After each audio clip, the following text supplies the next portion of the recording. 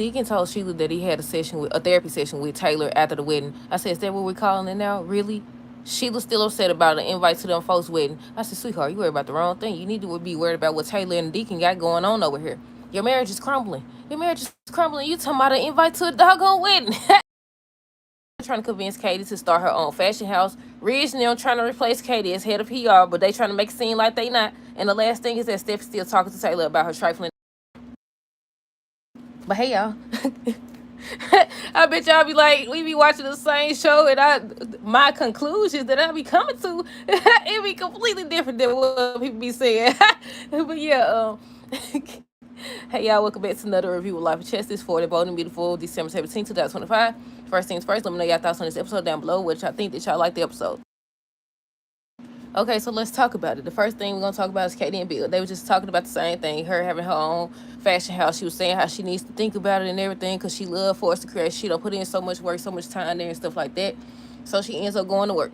Meanwhile, Ridge, Brooke, and Carter, I don't know why I spelled it. I don't know why I did it like that. But Carter, he ends up telling them that the outside PR firm doing a great job and stuff. I said, now, wait a minute. I thought they was just brought in to fix or handle the whole Luna situation. I was like, okay, it was one thing for that, because they kept saying how she had a lot going on with Will and the whole Luna situation stuff. They wanted to give her time. Okay, that's one thing. Y'all didn't tell her about it still, even though that's her job. That's literally her job. Hold on. That's literally her job. Y'all didn't tell her that. Now y'all over here got her doing something else. She got her and her team doing stuff she ain't got no business. Y'all still ain't tell the girl. You still ain't tell her. But yeah, and they feel like, I seen some people come in and some people saying how Katie and Hope and them can't tell them what to do with their business and everything. And I said, I get that, but if she's the head of PR, you supposed to tell her, okay, we're going to actually have them do this, or you could work with them and y'all can come up with a conclusion together, or, you know, a marketing method or something like that together, or something like that. That's literally her job. What you talking about? That's her job. And they trying to take it away. That's exactly what I said in the summary. They trying to replace her. Then they went to a meeting with these folks and still didn't tell her to come on.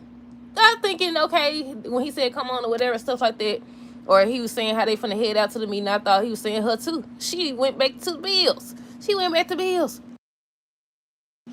But yeah, am I skipping something? I know I said Carter said the outside PR firm doing a great job. Katie came in at the end of that conversation, and she felt some type of way about it. She was like, she's the head of PR, so she feel like they should be running it by her and everything. But before that, Brooke kept asking them, you know, where does this leave Katie or whatever? And Ridge keeps saying how this is a business thing or whatever. Katie's not gonna mind. What you talking about? That's her job. Why wouldn't she mind? Why wouldn't she? Is you still gonna be paying her? Is you still gonna be paying her too if somebody else doing her job? Well, yeah, somebody said, oh, it keeps saying it's a business decision and stuff like that, and we're gonna get to talking about Steffi next too, because I seen somebody come in about Steffi and Thomas and them working together again. But yeah, she was just trying to explain things in her frustration and stuff like that, and they just not listening. Brooke over here giving her 2 cents, talking about so nobody is, you know, leaving her out and stuff like that. If that's the case, why did you, before she came in there, why was you asking them where does that leave Katie? But you playing in her face. You playing in her face because you wouldn't be asking them before she came through the doggone door. You wouldn't be asking her or asking them, where does that leave Katie? You asked them twice. But you, when she come in the doggone room, you making it seem like she crazy. You making it seem like she crazy or something, or she tripping. That's why I was like, I was seeing a lot of people come in and said, like, they can't, the Logans always think they run stuff. That's her job. You know what? Now, if she wasn't doing, I mean, they just started doing their job. If we be honest, all of them be doing whatever they want to do. Be doing whatever they want to do. But yeah, I was like, if she the head of PR, you supposed to tell her something. Because they trying to replace her. They definitely trying to replace her. But yeah, let me see if there's anything else about Ridge now. Whew, excuse me. Katie. No, I don't think so. But I did skip over something. She did go back to Bill's or whatever, but I think that was before she came back. She ended up telling Bill how she needs more time to think. He was saying how he thinks the Forrester would continue to undervalue her, and that's when she went to the office, and she seen that he was right. She seen, but she still ain't agreed to it yet. But yeah, they spoke to the outside team before they spoke to Katie. And I said, you know what? She has a right to be upset. She has a right to be upset. It was one thing to do it the first time. now it's a completely different thing. It don't matter if they company. If you hire her to do a job or whatever, and you claim that they only brought in the outside team because it was involving her family and everything. And I also want to know who handled it when it was involving just their family, Steffi and them. Because before it got to Will and them, it was on Steffi and them. Who handled it then? But yeah. But I think that's all. I think the episode ended. They showed Katie before. She was like, "Is it time or whatever?" She was thinking to herself. She was like, "Is it time to leave or whatever?" I said, "Yeah, it's been time to leave. It's been time to leave." I said, "Go on, leave and take some people with you. Take some people with you, cause they ain't. It's certain things that they've been doing that I was like, I don't think they supposed to do this. I don't. Just the whole, y'all know how I felt about the whole Steffi firing Hope situation, even though that didn't make sense, because how would she know that Finn was coming in the doggone office? How would she know that? I said, if you was going to fire her, you should have fired her about over here trying on lingerie. She ain't got no business trying on lingerie, and fire these folks for sleeping with people in this doggone, at work or whatever. Now, that'll be a reason. You just fire her. I said, what, she seen through the door or something? What are you doing? What he said? He was so mad. He was using his mad voice and everything. Look, I'm still, the way they did that, I was like, no, if you gonna fire her because she over here trying on lingerie and stuff. Now, that would have been the reason to fire her. But how would she know that your husband was coming to get, what he coming to get anyway? Her tablet, iPad, or his, I don't know, he came to get something. I was like, how would she know that? But yeah, hold on. What else? Let's see, Steffi Taylor. Taylor stopped by. Oh, I'm so sick of her talking about her trifling dad. That's what we had to talk about. Should we talk about Deacon and Sheila dance in with Steffi and Taylor or what? I think it's going to be kind of combined because Steffi was asking about Deacon and stuff. And I said, she can't tell you that. She not supposed to tell nobody about their therapy session or whatever. Hold on. But yeah, let's see. Steffi asked Taylor if she really moving on after Ridge. I said, she sounded like she in disbelief herself. And I remember when they said allegedly, because sometimes they just be saying stuff. Allegedly, the lady that plays, excuse me. Allegedly, the lady that plays Steffi, she said she didn't want to do no more Liam and Steffi situation. She wanted to stick to the Finn storyline and everything like that because she tired of the back and forth. I said, if that's true, she should have said she didn't want to convince her mama to stay with this trifling or be with this trifling daddy of hers, too. Be with that trifling daddy of hers every time. You sure you okay after dad? Y'all would have been together. And they was just talking about how Brooke hadn't almost died. They be still together and stuff like that, and how Ridge blindsided her. Ridge ain't blindsided her because he been doing the same stupid stuff he been doing for decades. He did not blindside her, and it wasn't because they went over here and she almost died. He told her in that office, I need your help keeping my promise. I need you to help me keep my promise to Taylor. What? They don't sound like nobody who fully committed to me. Why you need her help? Why do you need her help staying committed to your woman that you with? That don't even make sense. But people still making excuses. I said they need to stop writing where these folks stop trying to convince your mama to still be stuck on that food. For real, every time we see her, yeah, how are you really doing or whatever? How are you really doing after dad? I know he broke your heart and he blindsided you and all this other crap. I'm like, look, stop trying to fix things between them. And then Taylor don't make it no better. Anytime they talking about Ridge, you know your father this and you know your father, stop defending him. You too nice. That's the problem now. You let these people walk all over you. She said something about she was avoiding Brooke and stuff like that and all this other stuff. But yeah, I said Steffi needs to stop trying to fix things between her mom and her trifling daddy. She ends up asking if Taylor seeing Deacon as a patient. No, she asked him, why I write it like that? I don't think she was seeing him as a patient. Hold on. Look, I don't confuse myself. Well, I said Steffi asked if Taylor still seeing Deacon. Oh, okay. Well, I can't read.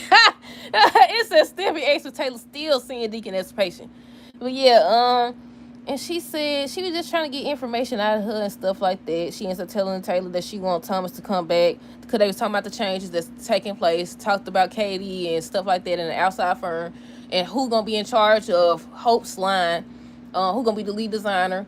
And that's when she was like, between me and you, I want Thomas to come back. So is she gonna reach out to him? I was like, wait a minute now.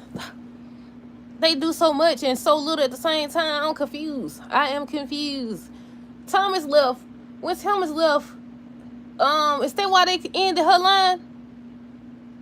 I know Steffi had convinced this man to go. Is that why they ended the line or what? I know they ended the line because she was allegedly with Finn and everything. Excuse me, not allegedly with Finn, but the whole office situation. And then they kept saying the numbers was down and everything. And Thomas had left because he had to get over Hope and all this other extra stuff.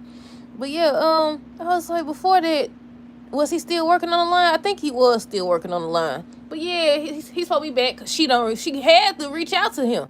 So I was like, yeah, go on, take Deke on over there to Katie's Fashion House or whatever it's gonna be called.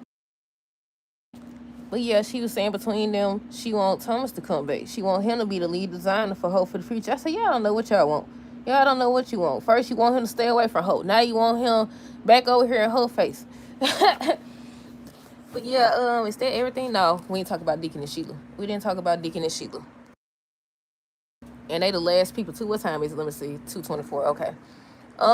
Sheila still felt some type of way about not being invited to Hope and Liam's wedding. And Deacon was just sitting there looking at her like he scared to say something because he don't want her to backtrack and stuff. He answered telling Sheila that he had a therapy session with Taylor after the wedding or whatever. I said, is that what we calling it? Is that what we calling it? Tell her that you had pizza. You done brought the girl pizza and that it wasn't actually a therapy session because you showed up unannounced. He was like, you stopping by unannounced. Is it okay that I stop by unannounced or whatever? And she said, yeah, because you brought her some pizza. You brought her some doggone pizza. That don't count as no therapy session. Excuse me. That don't count as no doggone therapy session. Tell her you done brought the girl pizza. But yeah, I said if he continued to talk about Taylor this and Taylor that, I said eventually she was going to see things for herself.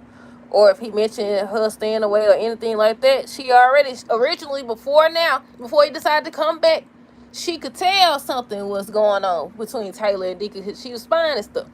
But yeah, talking about some doggone, he went for a therapy session. Please. What else? Sheila said that she's proud. She was like, you know what? I'm proud of myself. I didn't crash no weddings or nothing. She said, I ain't gonna do no crazy stuff. I said that. I said, she didn't even go crash the wedding. I said, she did a good job. Because the old Sheila would have definitely showed y'all who y'all playing with. But yeah, he didn't seem like, he didn't seem impressed. He didn't seem impressed. He ready to turn her loose. That's what it is. Normally he'd be like, yeah, I'm proud of you for not doing this and not doing that or whatever. She was talking about how she proud of herself, and he just stood looking at her like he's scared. Like he's scared about what she gonna do. I said he gonna be the one to try to save Taylor when she go after her. Cause it's coming. If they actually continue with this storyline, oh yeah, you in danger. You in danger for sure. But yeah, what else? Let's see. Sheila said she proud of herself. That's where we stopped at. And she started back saying the same thing, that they wouldn't be together if it wasn't for Taylor. They showed him thinking about Taylor, his conversation with Taylor and everything. I said, yep.